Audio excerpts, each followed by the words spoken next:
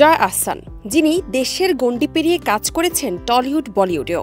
জনপ্রিয় এই অভিনেত্রী পশ্চিমবঙ্গের চলচ্চিত্রে নিয়মিতই অভিনয় করছেন। সেই সুবাদে টলিউডে তার স্বীকৃতিও মিলেছে, পেয়েছেন ভারতের ফিল্মফেয়ার পুরস্কারও। এবার এই অভিনেত্রীর পালকে যুক্ত হল নতুন মুকুট, পেয়েছেন ফিল্মফেয়ারের traditional queen of the year পুরস্কার। 17 মার্চ কলকাতার JW ম্যারিয়ট হোটেলে অনুষ্ঠিত হয় Filmfare glamour and style award 2025। এই অনুষ্ঠানে ফ্যাশনের ঝলক দেখিয়েছেন ভারতীয় বাংলা চলচ্চিত্রের জনপ্রিয় সব তারকারা। অনেক তারকা তাদের স্টাইল ও গ্ল্যামারের জন্য সম্মানিত হয়েছেন।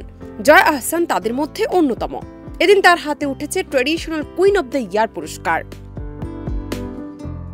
পুরস্কার পাওয়ার পর সামাজিক যোগাযোগ মাধ্যমে নিজের অনুভূতি শেয়ার করে জয়া লিখেছেন, এই পুরস্কার পেয়ে আমি ভীষণ খুশি। ফিল্মফেয়ার সবসময় আমাকে বিশেষ অনুভূতি দিয়েছে। এবার এই পুরস্কার আমার দীর্ঘ যাত্রায় একটি নতুন সংযোজন হয়ে থাকবে।